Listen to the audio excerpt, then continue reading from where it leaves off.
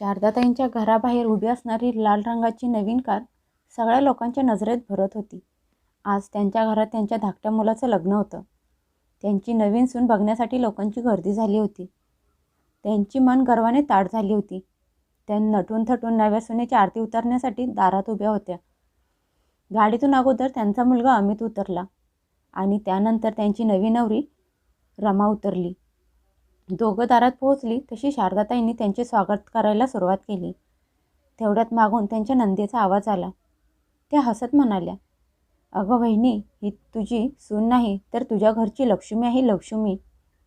यावर त्यांची धाकटी जाऊ थोडीच मागे राहणार होती. त्या त्यांच्या नंदेला चिमटा काढत म्हणाल्या, "अहो ताई, थोरल्या जाऊबाईंच्या घरी तर 2-2 लक्ष्मी झाल्या आहेत. त्यांची थोरली सून आरती आणि आत्ता आलेली नवी नवरी रमा." हे ऐकता शारदाताईंचे डोळे रागाने लाल झाले. त्या त्यांच्या जावेकडे तिरक्या नजरेने बघत म्हणाल्या, "कुठली थोरली सून? ती माझ्या घरची लक्ष्मी नाही. ती तिच्या लग्नात येताना घेऊनच काय आली होती?" त्यांच्या बोलण्यात विष होतं. ते जाऊन सरळ त्यांच्या थोरल्या सुनेवर आरतीवर पडलं. स्वागत करून झाल्यानंतर अमितची बहीण राधा दार अडवून उभी राहिली. तिने हसत बोलण्याचा प्रयत्न केला, पण तिच्या मनात लपलेली लालसा स्पष्ट दिसत होती. तेवढ्यात रमाने तिचा हात बाहेर काढला आणि काही न बोलता पर्समधून एक महाग ब्रेसलेट बाहेर काढलं आणि नंदेच्या हातात ठेवत थंड पण धारदार शब्दात म्हणाली, "आता मला आत जाऊ द्या. यासाठीच तर आला होता ना तुम्ही?" हे ऐकताच तिथे जमलेले सगळे लोक सुन्न झाले. कुणीच अशा बोलण्याची आशा केली नव्हती. तिथे जमलेल्या सगळ्यांचे डोळे मोठे झाले. मुलीचा झालेला अपमान बघून त्यांना मनातून खूप राग आला होता. शारदाताईंचा चेहरा जो काही वेळापूर्वी गर्वाने भरलेला होता, जी धाकट्या सुनेला लक्ष्मी बोलत होती, अचानक नव्या सुनेचं बोलणं ऐकून उतरला. पण स्वतःला सावरत परिस्थिती सांभाळत म्हणाल्या, "अरे सुनबाई थकली असेल, तिला घरात येऊ द्या." थोरल्या सुनेला आरतीला हुकूम देत म्हणाल्या, "जा, तुझ्या धाकट्या जावेला तिच्या खोलीत घेऊन जा." आरतीने काही न बोलता हो म्हणून मान हलवली आणि रमाला तिच्या खोलीत नेऊन बसवलं. पण गोष्ट इथेच संपली नाही. थोड्या वेळात राधा रागात तिच्या खोलीतून बाहेर आली आणि थोरल्या वहिनीवर आरतीवर ओरडत म्हणाली, "वहिनी, तू गोष्टी एका कानाने ऐकून दुसऱ्या कानाने सोडून देतेस का? मी तुला बोलले होते की माझं डोकं दुखत आहे, मला गोळी खायची आहे आणि त्यासाठी गरम पाणी हवं आहे. पण अजूनपर्यंत तू माझ्या खोलीत घेऊन आली नाहीस." नव्या आलेल्या जावेसमोर झालेल्या अपमानामुळे आरतीला खूप वाईट वाटलं. ती हळू आवाजात म्हणाली, "ताई, पाणी तर तुम्ही पण स्वतः गरम करून घेऊ शकला असता." हे ऐकून राधा अजूनच भडकली आणि टोमणा मारत म्हणाली, "आता थोरली जाऊ झाली आहेस म्हणून तुझं तोंड खूप चालायला लागलं आहे वाटतं." हे ऐकून रमा हैराण होऊन आरती आणि राधाच्या तोंडाकडे बघायला लागली. आरतीचे डोळे पाण्याने भरून आले, पण डोळ्यातले पाणी लपवत म्हणाली, "अच्छा, ठीक आहे, मी आत्ता गरम करून देते." तेवढ्यात तिची सासू शारदाताई तिथे आल्या आणि कठोर आवाजात म्हणाल्या, "आरती, धाकट्या सुनबाईसाठी चहा नाश्त्याची व्यवस्था झाली आहे का नाही?" नंतर नव्या सुनबाईकडे रमाकडे बघत गोड आवाजात म्हणाल्या, "सांग रमा, तुला काय खायचं आहे? तुला भूक तर लागली असेल ना?" रमाने आरतीकडे बघितलं आणि हळू आवाजात म्हणाली, "मला काही खायला नको आहे. फक्त 1 कप कॉफी हवी आहे." हे ऐकताच तिच्या सासूने आरतीकडे मोठे डोळे करून बघितलं आणि म्हणाल्या, "चल, आता किचनमध्ये जाऊन रमासाठी कॉफी बनवून आण." आरती काही न बोलता किचनमध्ये गेली. अगोदर तिने नंदेसाठी पाणी गरम केलं आणि नंतर कॉफी बनवायला घेतली. इकडे शारदाताई रमाला प्रेमाने म्हणाल्या, "रमा, आता थोड्या वेळात तुझ्यासाठी गरम गरम कॉफी येईल. कॉफी पिल्यानंतर तू फ्रेश होऊन झोप. उद्या आपल्या घरात पूजा आहे. उद्या सकाळी आंघोळनंतर छान साडी नेसून तयार हो." रमा काही बोलली नाही, फक्त सासूच्या तोंडाकडे बघत राहिली. तिची सासू खोलीतून बाहेर गेली तशी आरती तिच्यासाठी कॉफी घेऊन तिच्या खोलीत आली. रमाने लक्षपूर्वक तिच्याकडे बघितलं आणि म्हणाली, "ताई, या लोकांची तोंड अशीच फुगलेली असतात का?" आरती गालातल्या गालात हसत म्हणाली, "नाही रमा, घरात लग्नाचं वातावरण आहे. घरात कामं जास्त आहेत. तू कॉफी पी आणि झोप. उद्या सकाळी तुला लवकर उठायचं आहे. इकडे राधा तिच्या आईकडे तक्रार करत म्हणाली, आई, धाकटी बहिणी खूप चालू आहे. बघितलं का सगळ्यांच्या समोर माझा कसा अपमान केला? मुलीचं बोलणं ऐकून त्या हसून म्हणाल्या, अगं, श्रीमंत बापाची पोरगी आहे. मग तिच्या ताकद तर असणारच ना. तुला तिच्या नादाला लागायची गरज नाही. आत्ता तरी शांत राहा, कारण आपल्याला तिच्या पैशाशी मतलब आहे. रमा खोलीत एकटी बसली होती. लग्नाची भरलेली साडी, अंगावरचे दागिने आणि दिवसभर झालेली धावपळ, त्यामुळे ती खूप थकलेली होती. तेवढ्यात अमित खोलीत आला. त्याला बघताच रमाची सहनशक्ती संपली. कुठलाही विचार न करता ती तिखट स्वरात म्हणाली, अमित, तुमच्या बहिणीला स्पष्ट शब्दात सांगा. मला फालतू गोष्टी अजिबात सहन होत नाहीत. मी घाबरून किंवा सहन करायला इथे आलेली नाही. नव्या बायकोच्या बोलण्याचा अंदाज आणि तिचा रागीट स्वभाव बघून अमित चकित झाला. तो म्हणाला, असं काय झालं रमा? तू एवढ्या रागात का आहेस? रमा रागात डोळे मोठे करून म्हणाली, मी काही व्हायची वाट बघणार नाही. आज फक्त डोळ्यांनी इशारा करत आहेत. उद्या टोमणे मारतील आणि परवा हुकूम सोडतील. मला हे सगळं स्पष्ट दिसत आहे. इथे तर कोण कुणाशी सरळ नीट बोलत पण नाही. अमितला तिचं बोलणं काहीच कळत नव्हतं. तरी पण तो शांतपणे म्हणाला, रमा, मला असं वाटत आहे तू खूप थकली आहेस. लग्न, सगळे विधी आणि घरातली पाहुणे, त्यामुळे बहुतेक तुला सगळ्यांचे वागणे विचित्र वाटत असेल. थोडा आराम कर, सगळं ठीक होईल. रमा हसली आणि म्हणाली, कुठला आराम? इथे कोण आराम करून देत आहे का? अरे, या खोलीसारखं कोण ना कोणतरी येतच असतं. असं वाटत आहे तुमच्या सगळ्यांच्या घराचं सामान याच खोलीत ठेवलं आहे. आणि ही खोली आहे का लॉकर रूम तेच कळत नाही. हे ऐकून अमितचा चेहरा कठोर झाला. तो काही न बोलता सरळ त्याच्या आईच्या जवळ गेला आणि रागात म्हणाला, आई, माझ्या खोलीतून सगळं सामान आत्ताच्या आत्ता बाहेर काढ. तिथे फक्त रमाच्या एकटीचं सामान असायला हवं. मुलाचं बोलणं ऐकून शारदाताईंचा चेहरा लाल झाला. त्या रागात म्हणाल्या, मग आता हे सगळं सामान कुठे ठेवू? कुठे मोकळी जागा दिसत आहे का? अमित पण आज पहिल्यांदा मोठ्या आवाजात म्हणाला, आई, मला काही माहीत नाही, पण तिथे रमाला प्रॉब्लेम होत आहे. हे ऐकताच त्याच्या आईला सगळं समजलं. त्या लगेच त्यांच्या मोठ्या सुनेला आरतीला आदेश देत म्हणाल्या, आरती, धाकट्या सुनबाईच्या खोलीतून सगळं सामान लगेच बाहेर काढ. आरती काही प्रश्न न विचारता रमाच्या खोलीत गेली आणि भरलेली सुटकेस बाहेर ओढायला लागली. हे सगळं बघून रमाने अमितला टोमणा मारला. ती म्हणाली, अमित, तुमच्या घरात कोणी पुरुष नाहीत का? सगळं ओझं बायकांनी का उचलायचं? अमित तिला स्पष्टीकरण देत म्हणाला, मोठ्या बहिणीला माहीत आहे कुठलं सामान कुणाचं आहे, त्यामुळे ती करत आहे. पण रमा आरतीकडे बघत होती. तिचे हातपाय कापत होते. ती घामाने भिजली होती. बाहेर सगळेजण गप्पा मारत मजा मस्ती करत बसले होते, पण तिला मदत करायला कोणीही आलं नव्हतं. ते बघून रमा अजूनच कठोर झाली. दुसऱ्या दिवशी सकाळी रमा उठली, आंघोळ करून फ्रेश झाली. तोपर्यंत आरती तिला चहा नाश्ता घेऊन आली आणि म्हणाली, रमा, चहा नाश्ता करून घे, नंतर पूजेला बसायचं आहे. तिचा चहा नाश्ता करून झालाच होता. तोपर्यंत तिची सासू तिच्या खोलीत आली आणि म्हणाली, रमा, आवरून चहा नाश्ता करून झाला ना? चल बाहेर, पूजेला बसायचं आहे. रमा सासूसोबत खाली आली आणि पूजेला बसली. पूजेला बसल्यानंतर राधा मध्ये मध्ये सारखी बोलत होती, आई, मला गिफ्ट तर मिळणार ना? तिच्या आवाजात हक्क आणि लालसा दोन्ही होतं. शेवटी रमाची सहनशक्ती संपली. ती सरळ नंदेकडे बघून म्हणाली, ताई, तुम्ही खूप लालची आहात. कुठला तरी विधी गिफ्ट न घेता करत जा. रमाचे बोलणे जणू राधाच्या मनाला सुईसारखं टोचलं.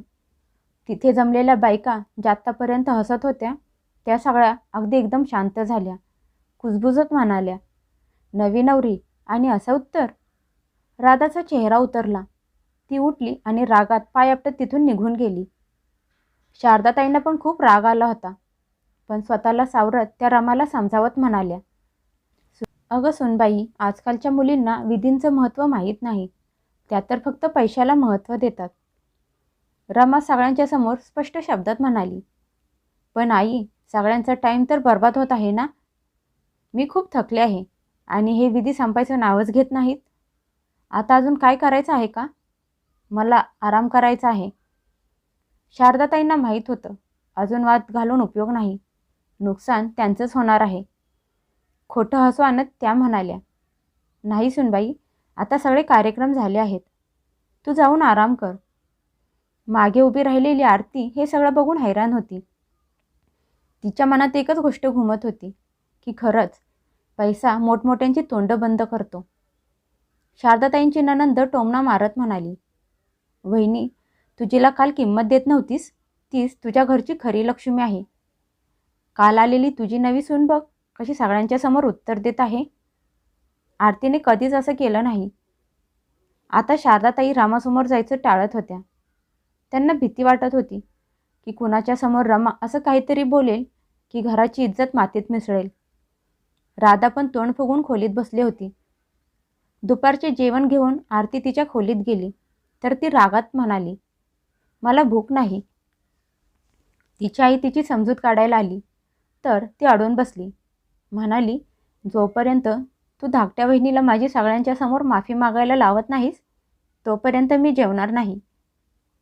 मुलीचा हट्ट बघून त्यांचा चेहरा उतरला. त्या म्हणाल्या, बाळा, 2 दिवस थांब, घरात पाहुणे आहेत. ती पण थकली आहे, त्यामुळे कधी कधी तोंडातून निघून जातं.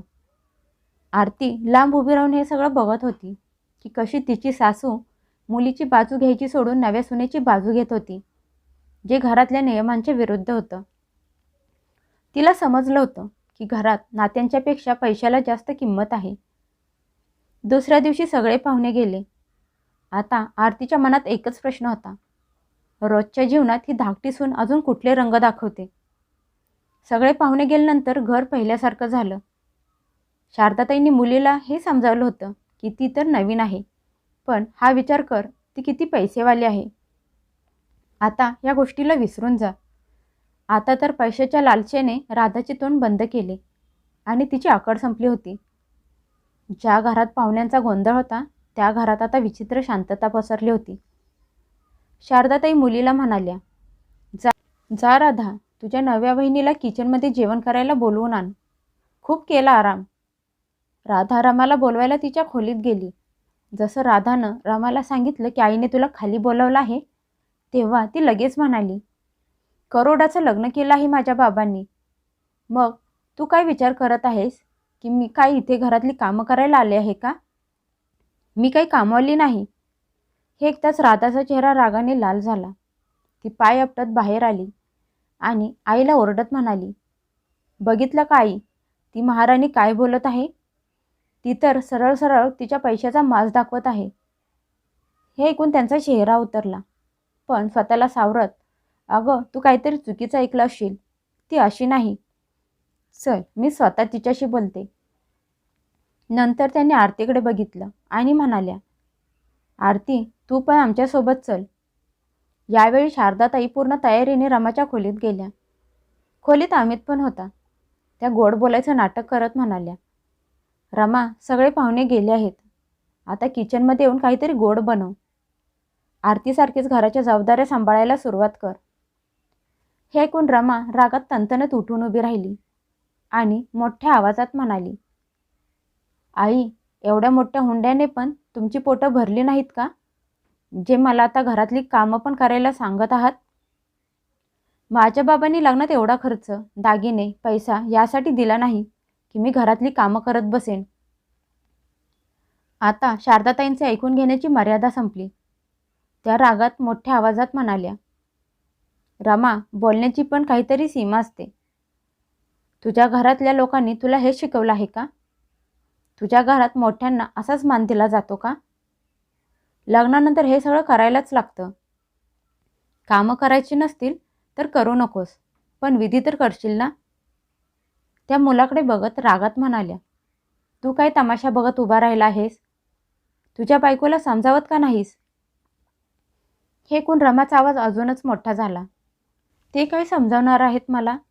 आणि एक गोष्ट कान उघडे ठेवून ऐका, आई, तुम्हाला असं वाटत असेल की असे हातखंडे वापरून तुम्ही मला ताब्यात कराल, तर हा तुमचा खूप मोठा गैरसमज आहे. 3 दिवसातच मला तुम्हा लोकांचा खरा चेहरा दिसला आहे. जे तुम्ही ताईंसोबत वागत आहात ते सगळं मी बघितलं आहे.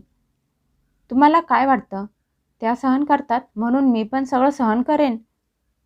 जर मी तुम्हाला दिवसातारे दाखवले नाहीत ना, तर माझं नाव रमा नाही. असं म्हणत तिने जाणून बुजून आरतीकडे बघितलं. शारदाताईंच्या डोळ्यात विष उतरलं. त्यांनी तिरक्या नजरेने आरतीकडे बघितलं आणि तिचा हात पकडला आणि म्हणाल्या, तुझी खबर तर मी आत्ता घेते.